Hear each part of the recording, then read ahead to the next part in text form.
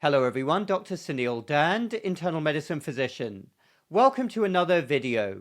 How corruption and ideological capture makes you and your family very sick indeed. When we're talking about things like this, topics of this magnitude, it's often good to draw upon real-world examples as they happen. And we had an interesting and somewhat amusing, it shouldn't be funny, but it was a bit funny, example within the last few days that I would like to share with you. And one of the good things about living in 2024 is that in the era of social media, the complete nonsense which is proliferated by the establishment and the mainstream media can often be called out very quickly. And this is a classic example. Let me share what happened with you. Well, within the last couple of days, we had an article published in Time, which used to be a very well-respected publication, and it was titled, "What if ultra-processed foods aren't as bad as you think?" Did you all hear that? One of the most toxic things about modern-day living, which is causing a health catastrophe. I've talked about this at length before. Time magazine is asking if it's really as bad as we think. Seriously? Did they really just say that? Let's have another look and make sure we actually saw that. What if ultra-processed foods aren't as bad as you think? Well, what if laying down in front of a crocodile isn't as bad as you think it could be? Where on earth would a headline like this come from? When you delve into the article, it's all about how one dietitian, who I will come to in a bit, is insisting that everybody might be wrong. Maybe ultra-processed foods, which she seems to be a fan of, aren't that bad at all. Well, anyway, this headline caused an online sensation in the social media community, especially the health and wellness community, quite right too. And there was a lot of pushback.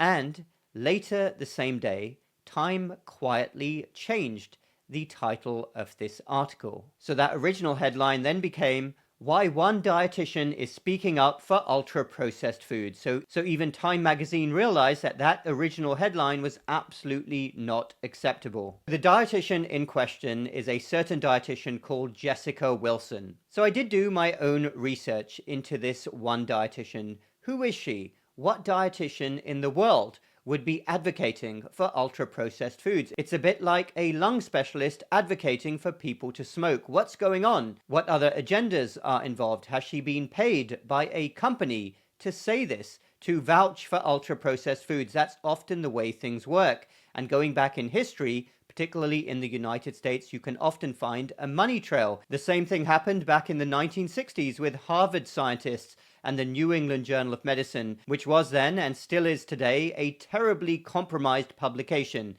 They were paid by this Sugar Research Foundation to blame heart disease on saturated fats instead of sugars. But anyway, I digress.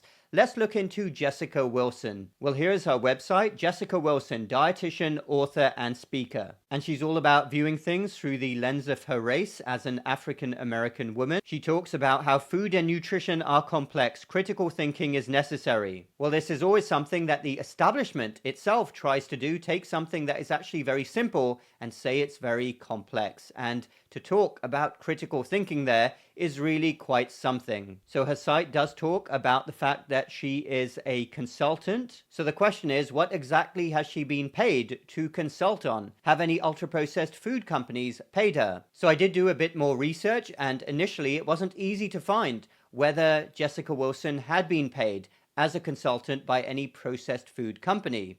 So if anyone else out there wants to do some research, please feel free to do so. But I would ask Jessica Wilson herself, seeing an article like this in a major publication, to totally come clean. Have you received any funding from the food industry? And if you have, then this is a terrible indictment of publications like Time magazine. But whether or not she has received any money from big food, the question still remains, why would Time want to produce an article like this, seeing as they have previously published articles on the dangers of ultra-processed foods? And I would hazard a guess that they're also trying to look at this through the lens of race, and that is why Time magazine wanted to publish an article like this.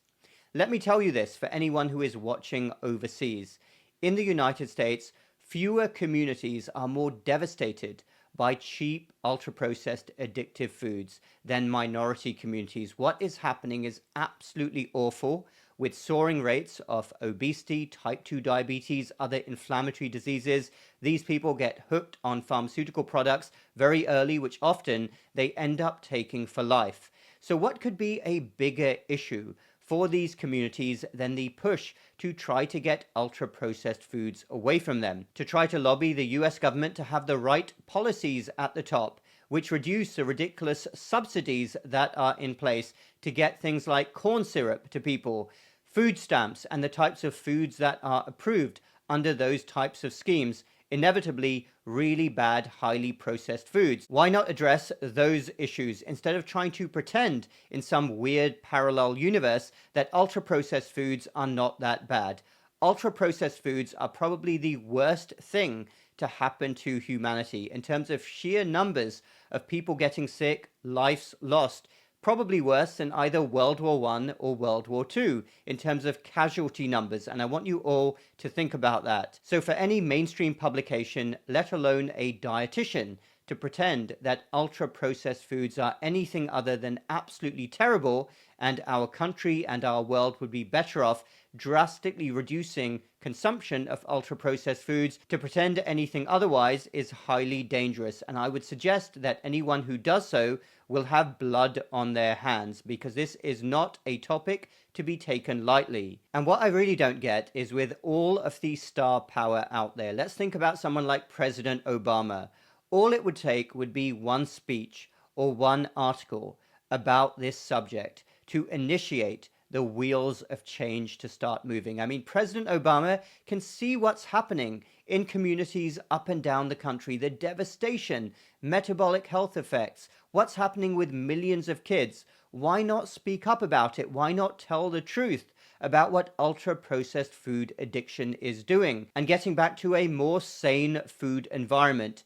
These changes can totally happen, but it needs people at the top to tell the truth, and it needs a mainstream media and a medical establishment that is not going to push articles because of either corruption or ideological capture. And the African American community, who are most affected by this issue, deserve far better from the leadership at the top. And the assumption from many of their supposed advocates and also leadership at the top that we can't do any better and we can't have policies in place at the top that result in a better food supply reaching many of these communities. Thanks everyone for watching. Let me know your thoughts down below. Check out my website and my health programs. Those links are down below. Hit the like button if you like this video and the bell button for more similar videos in the future.